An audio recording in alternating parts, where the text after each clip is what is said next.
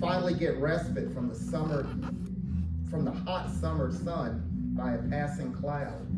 Or maybe if you're anything like Runner Rick, Marathon Rick, it's that elation that surges from every muscle in your body when you're running that race and you turn that corner and you see the finish line for the first time. Guys, emotion is fuel. And the fuel that keeps us, firing on all cylinders comes from the intake of the eye. And then what about the biggest bonus of all? What about the people in our lives? People are beautiful. My wife is beautiful, even when she doesn't think she is. The birth of our children. Those same children graduating and leaving the house. Our first crush, our first love. And Sharon, I'm not going to mention any names, okay? And maybe even our first 4 spouses. Who knows, all right? All right. So I had to go there because you're here. All right.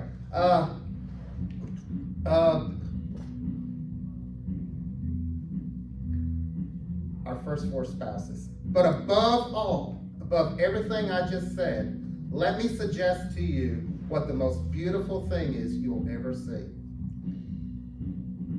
And this thing is rarely seen.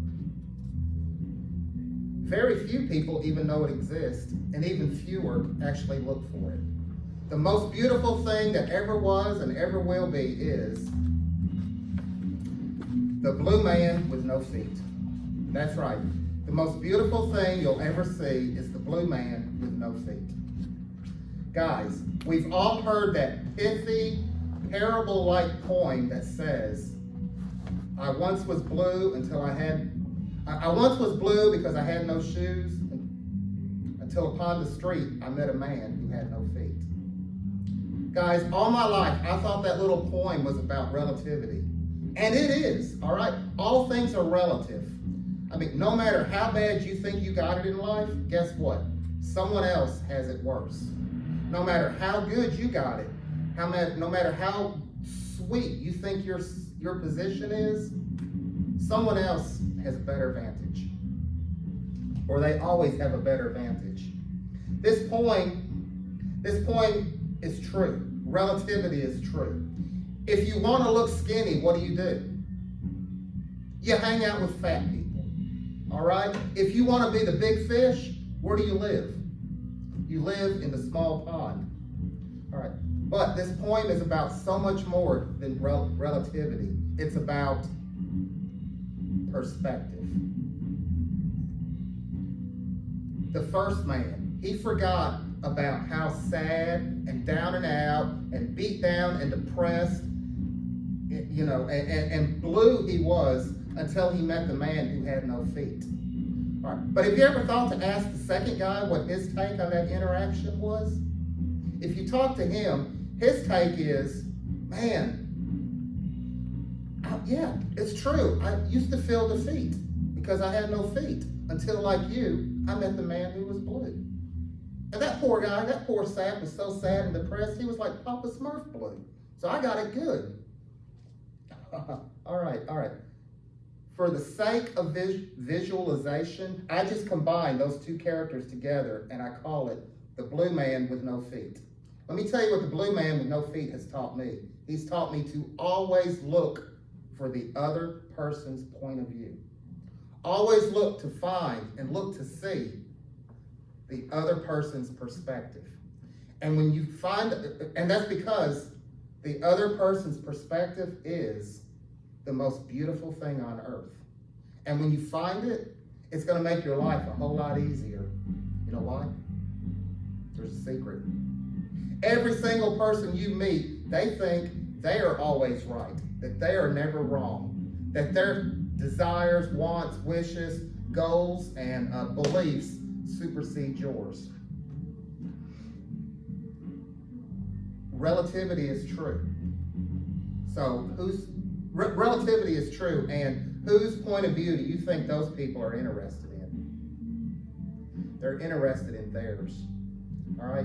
If you want better relationships with your family and friends, less strife and tension with your coworkers, or if you just want to make, more money for your business, a better bottom dollar for your business, make more sales of widgets or gadgets or whatever product you got, learn to look for the other person's perspective, because the other person's perspective is the most beautiful thing on earth to them.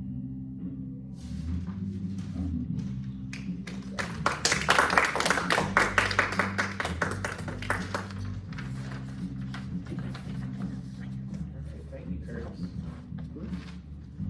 Our second prepared speaker tonight, she's a longtime member of Toastmasters. She's worn many hats in the organization. I'd like to welcome our VP of Public Relations, Sharon Combs.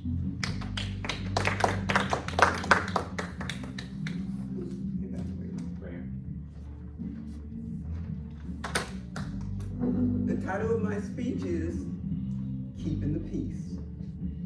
Now, some of you may have heard me say that I used to be a Baltimore County police officer 50 years ago. That's a bit of time.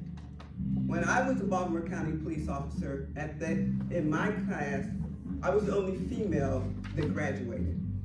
There were 2 other females, but they didn't pass the physical training, so they just held them back. They didn't fail, they just stayed back. But I graduated. And I did well, and I got a nickname of Killer Combs because I was really good at beating people up. And my training instructor was really happy about that because they said, I taught her that. This was in the academy that I did this, not out on the street. But when I got out on the street, it was a little bit different. Now, I said Baltimore County Police Department. That's not Baltimore City. Baltimore County has crime. They just have sophisticated crime. If the husband and wife got into a fight, they would call us. We would break it up. She would want him to stop hitting her, but unless she had independent income, she didn't want him to go to jail. If you couldn't take care of yourself, then you depend on his income. Just make him stop smacking me, but don't take him to jail. And yes, they did drugs in the suburbs too, but usually they just got the money from mom or dad, or got the drugs from mom or dad. They didn't hang out on the street corners. So I rode around with my training officer doing not a lot of anything. If we arrested somebody, before we could get them down to the jail, the lawyer would already be there to bail them out. There wasn't a lot going on. And he liked to hide behind the mall because he would say he was checking the doors, but mostly we hid behind the malls and he read the paper. So it was pretty easy until one day, somebody had a problem at their store, and on the borderline between Baltimore County and Baltimore City, there's mingling of neighborhoods. So there's, from the upper to the lower to the middle, just a mingling of neighborhoods. And there was a store, and this guy was hanging around the store, and he said, can y'all make him move? And my training officer said, okay, Combs, we're gonna see what kind of killer you really are. Let's see if you can get him off the corner. I said, I got this, I can handle this. So we pull up to the store, my training officer stayed in the car, and I said, would you mind moving off this corner? Okay, so that didn't work. So then I said, would you please move off this corner? Yeah, that didn't work either. So I said, how about if you leave now, and after I leave, you can come back?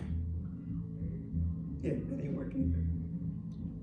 So now I'm stuck with making him move nicely, which is what I was trying to do, and that didn't work.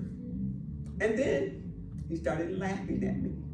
He looked me in my face and he started laughing at me and he said, why don't you move me? I'm like, no, I don't want to do that. And my training officer is behind me and I can feel the eyes just beating in the back of my head. My sergeant back there, and I said, no, I would prefer if you just left quietly. So him and I having a debate, and it's not really a debate because mostly he's laughing in my face because he thinks I'm hysterical because That's not exactly how you clear a corner. But I didn't know what else to do, and I'm trying to be nice. And then he swung at me, and I was very surprised by that, because I was being nice. And he grabbed me, and just out of training, I grabbed his arm and flipped it behind his back. Then he tried to swing at me again, and he lost balance, and he hit the ground face first, pulled all the skin off this side of his face. It looked really bad, but it really wasn't. It's just skinless. It wasn't like, you know, like cuts or like you needed stitches. You just need to grow more skin. So while he was laying there, and I fell too, and I fell and I'm on his back, and again, my training officer behind me, I'm thinking, this is not how this was supposed to go. So again, because that's the officer I am, I'm talking to him nicely, and he's cussing me out and calling me all kind of things that I didn't even know were real words. But I have my whole weight on him, he's cursing me, and I'm talking nicely to him, and finally, because I won't get up off him, he does calm down. I do get up off him. I go to my car to get the first aid kit, because, you know, he kind of was missing a whole lot of his face there. I thought maybe I should patch him up. But he didn't want that, because all his friends on the corner are now laughing at him, and they're hysterical. And I'm feeling really horrible because I've skinned a man alive. And then I turn around to see what my training officer is gonna say. And he's called every car in the area. So instead of one car, there's like 5, 6, 7 cars all lining the street, and they're all going. He said, I trained her. I'm like, yeah, but I skipped the man. I didn't mean to do that. But I couldn't do that now, because now I have to go, yeah, that's right. I meant to do that. And after I just got to apologizing to the guy about his face. So I had only 2 confrontations in the Baltimore County Police Department. One was actually at the station where I had to box and beat up a guy, and another where I skinned a man alive.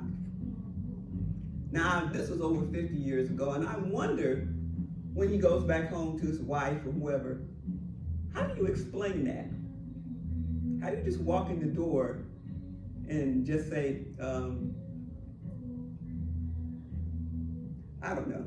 But those are one of the incidents in Baltimore County Police Department where I was an officer who actually got my pound of flesh. Thank you.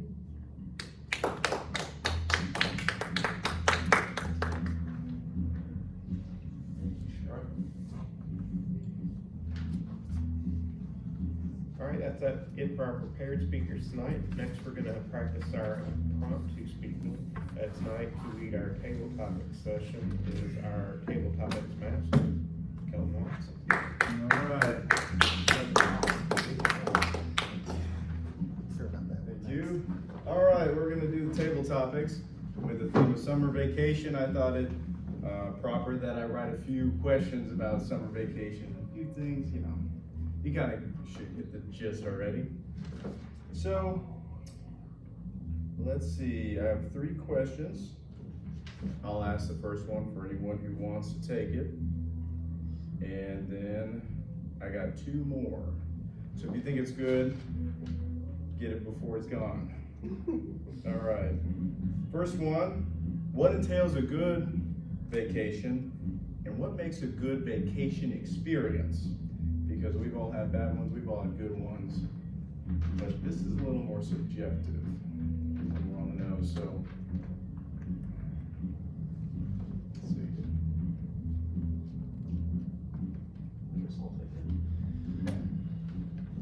All right. Well, I think everybody's got a different opinion on what makes the best vacation. I mean, there's camping vacations and other outdoor ones. There's beach vacations, just laying around and doing nothing. There's vacations to a new city, like New York. You're in the concrete jungle. There's lake vacations, you're maybe out boating on the water all day. I think for me, my favorite vacation is always, whether it's outdoors or in a new city, it's just going someplace new. It's where I have to get out in an unfamiliar environment, explore, maybe meet some new people, find my way around the neighborhood, kind of how things work. So I always think with that, you know, what makes a good vacation experience then is, you know, one, probably getting there on time, having a place to stay that's clean, and then finding those cool, unique local spots that maybe not everybody visiting gets to go see, gets to check out. Kind of have that unique experience. So I'd say that's my ideal vacation. Thank you. All right, thank you very much. All right, got another one. Let's see. All right, so when I was in school, I don't know if you had summer reading programs, but I had summer reading programs where basically the library says you should read a book while you're on vacation, which doesn't make a lot of sense when you're a kid and that's what you do all up until vacation. So my question surrounds that. What is a book, or any piece of media really, I prefer a book, that you have recently read or absorbed that has benefited you, and why? Because when we do our own summer reading, it's a little less for the purpose of reading, but for reading something you like to read. Okay. I'll take that. For this meeting, I decided to go through all of my readings and writings and compile them together. And I found that I have written a lot myself. I read a lot, but I've also written a lot. And when I got all of my stories and poems together, the stack was this high. But I started writing probably in grade school, but I didn't publish until the 80s or 90s. My last book was published in 93. So what I like about it is that now that I have found all this information, and I don't even know how I kept it, I'm going to publish it again, and then I'm going to make everybody here buy a copy, so I'll sell at least 1, 2, 3, 4, 5 copies, 6. And if other people come in, I may even make it up to 10. And then all of you can read and say, I knew her before she was famous. Thank you. Motion? Fantastic. I couldn't have done it any better. All right, so I got the last question for you all, and it was the last one I could think of. I'm kidding, I didn't think of it. Are hot dogs good? And express your opinion about contemporary hot dogs, and if you can, say a little bit about your ideal hot dogs. I want to know. You take it. Okay, so most hot dogs are trash. They're not good, they taste bad, they're too salty, and I've never been a fan. But a few years ago, I was able to take a trip to Iceland. Now, I got prepared for that trip and did a lot of research, learned a couple words, so I could talk to the people there, they all spoke English anyway. One of the things I came across was the food. Now, yeah, they eat like goat skull and stuff like that. Go ahead. I didn't want to try that. Even though I saw a guy, I made friends with him. He had that in his freezer. And I'm like, oh, that's faith. I remember. Oh. And I don't want any of that. Nothing. I don't. Go ahead. But I had read that Bill Clinton had said that Iceland had the best hot dogs by far. I thought that's a weird thing. But Bill Clinton does seem like a guy who would know a good hot dog. He just kind of has that, like, I don't know if that's charm or the opposite of charm, I don't know, something like that. He's the hot dog eating guy. So I thought, I gotta try these hot dogs. And they're called pilsa, that's what they were called. And I tried them, and they had special little capers and 2 special sauces they put on them. And oh my gosh, they were the greatest hot dogs I've ever had, and most likely will ever have. They're also the cheapest food that was there, so I may have eaten like 8 or 9 hot dogs in my stay in Reykjavik, the capital city there. So overall, hot dogs are trash. They're not good. They're the worst food ever. But if you get a great hot dog, like what they have in Reykjavik, Iceland, then they can be amazing. But it's the quality, what they use, the products they use in the hot dog and how they present it, that's what's most important. Thank you. All right, thanks for answering your own question. I'll give it back to you, sir.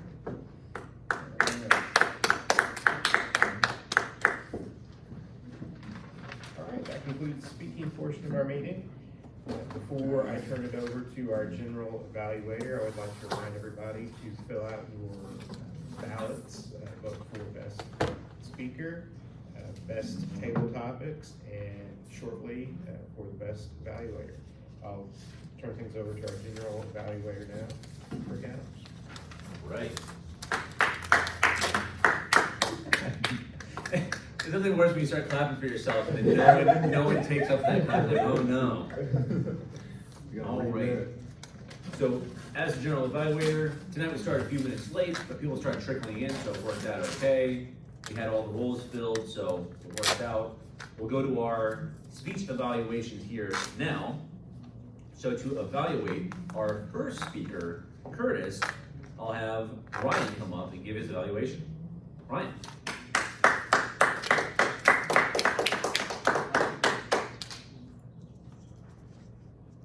All right. Curtis, I did not have the pleasure of hearing, I believe your previous speech was your icebreaker maybe your second one, so I did not have the pleasure of getting to also hear that. And I'm a little disappointed I didn't, because I thought you gave a great speech tonight.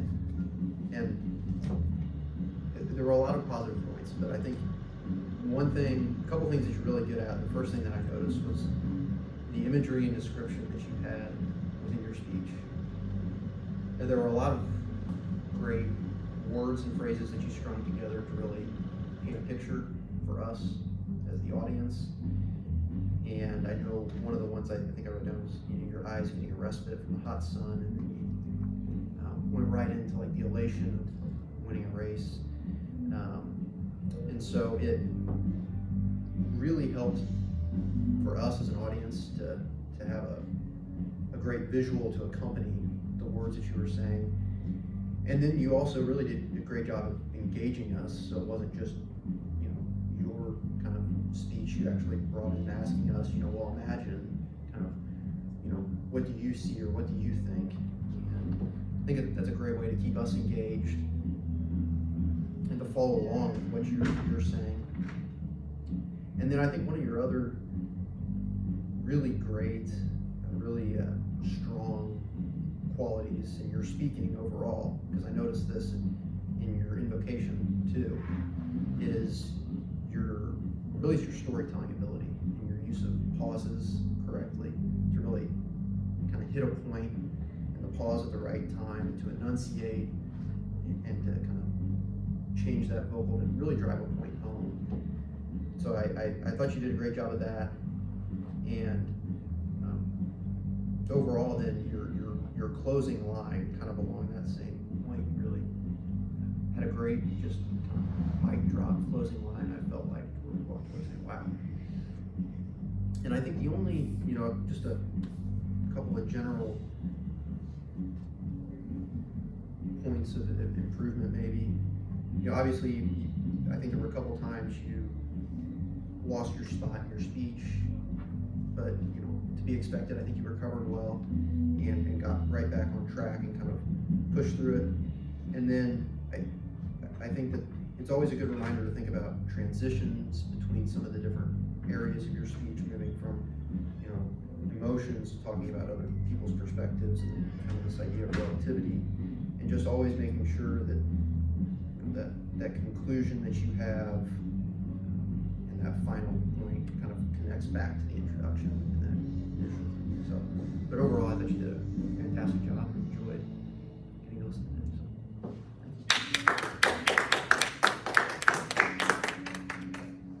So, All right, thank you so much, Ryan. Our next evaluator this evening is me. Alright, so I will be evaluating Sharon's speech here. So, keeping the peace. I thought that was a very good speech. I've heard versions of that speech before, and I'll talk about some of the things I heard here. So I think you did a great job gesturing to the audience. You said something, looked at Andy. You said something else that looked at me. You gestured to the people. So you did a good job making everyone in the audience feel like that they were involved in the speech by gesturing to them and really connecting with them. And along with that, great eye contact. It wasn't just kind of, you were actually looking at them and doing all that as well. I thought you had an interesting story. It's not often that you see people have to take down a perp as a cop and all that type of thing. I know that's probably a very interesting situation for you when it happened in real life. I really liked how you looked back and the cops were all clapping for you. I know this speech is know your sense of humor, correct? So the idea of this speech, for anyone who wasn't aware, is that this was a humorous speech. So that was the, well, I mean, as the project goes, I mean, no, this wasn't funny. It was supposed to be a humorous speech. No, that was the point of the speech. And different speeches will have different things you want to focus on while you're giving them. So I thought that was the highlight of the funny part. You look back and they're all smiling and they're clapping for you. I thought that was a really good moment in the speech that kind of all made us laugh. And the last thing that you really excelled at, but also something to work on, was the transition to the conclusion of the speech. Although, I thought you had a good last sentence. The last sentence kind of alludes to exactly what it was, but it was a good last sentence to then walk away on. But trying to, I think we all kind of struggle with that sometimes, is you tell a good story and then you kind of trying to connect the body of that speech to the very end. And sometimes we will sum up the speech maybe 2 or 3 times, and then we say that thing and then we walk away. So that's the only thing I can think of there. And since this was a humorous speech, know your sense of humor, just trying to have maybe a few more really funny moments, since the whole point of the speech is to make people laugh. Like having those, and oh my gosh, this happened, or gesturing in a certain way that'll make people laugh, or being a little goofy or something like that, since it was a know your sense of humor speech. But overall, I thought it was a really great speech, and I look forward to hearing more in the future. Thank you. All right, welcome. Now the general evaluator. So we're gonna go over our roles and the results of them next. So Curtis, since you're the timer, can you please give us the timer's report?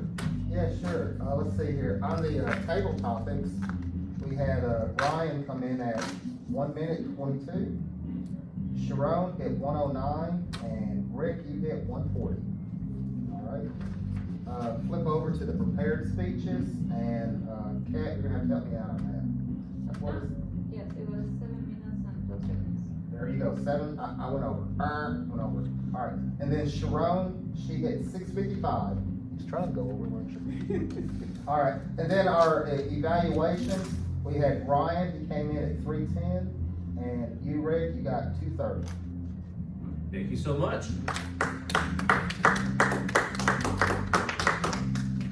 Henry, as the odd counter, give us your report.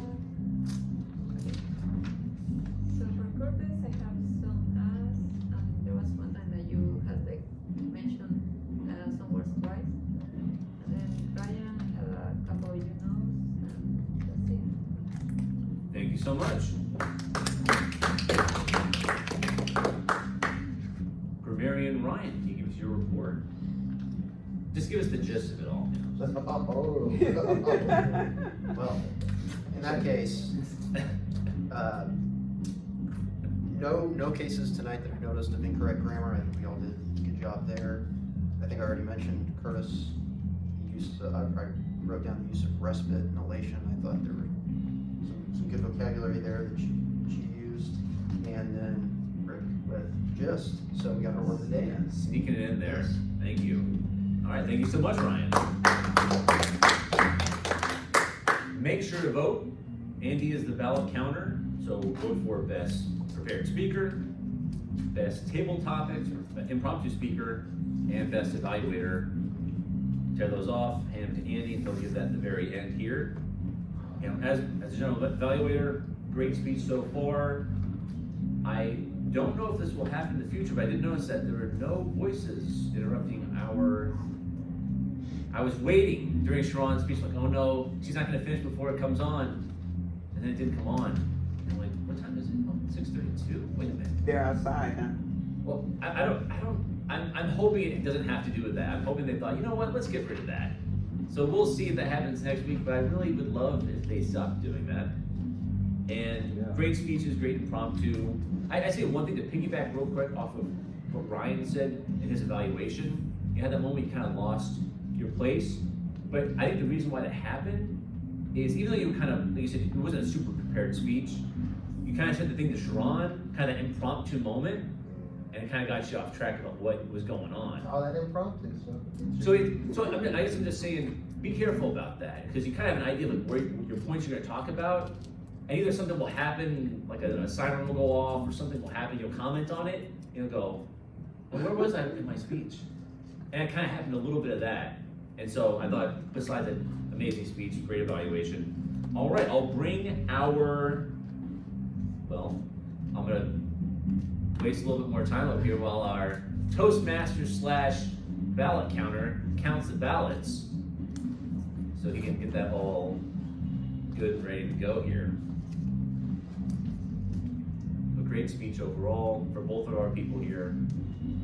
Impromptu speaking. I'm sorry I answered my own question. You're like, No, you it's- answered your own question. No, it was good. I like that you did. But when I guess when I said at the beginning, like, oh, what's your favorite hot, or whatever I said, I didn't think about an actual answer. But here's actually just something that while he is still counting is a good thing to notice. When it comes to the impromptu speaking, I think the best idea is when you hear that question, it's just try to latch onto one or two things. I thought hot dogs are not good. Oh, but they were good that one time, and that was my whole thing. Could have talked about, oh, I don't like hot dogs, but I really like bratwurst. My dad grilled bratwurst this weekend. Are bratwurst really hot? There's a lot of good answers, you can take it. But your answer doesn't need to be all the good answers. If you try to think of all the good answers, you have that moment of, I'm trying to think of everything at once, but really want to latch onto one good thing. Like if someone talks about what's your favorite vacation, don't go, okay, let's stop everyone. What was my number one favorite vacation of all time? No, that wasn't the number one. Pick a vacation you liked. And maybe afterwards you say, oh no, that was actually my second favorite vacation. They don't need to know that. You gave a good answer on the spot in the moment. It doesn't have to be like 1,000% true. Not that you want to lie, but it's an on the spot question you're trying to answer well on the spot. So that being said, I'm gonna go ahead and bring our Toastmaster / ballot counter, Andy, back up here. Let's give him a round of applause. Thank you, everyone. Great meeting tonight. At the beginning, the meeting kind of evolved as more people showed up, kind of threw me out of my comfort zone. You know, I kind of joked about this before, I cussed at the time, but you know, it's because I'm out of my comfort zone, but then when it's over, I'm happy that I made it through. So, great job, everyone.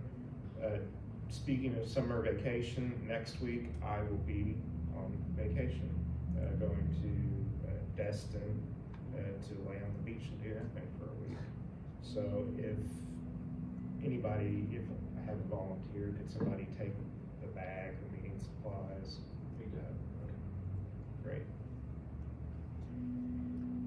And I'll go ahead and announce our winners. We had a lot of votes tonight. Even Matt got a vote. He's not even here.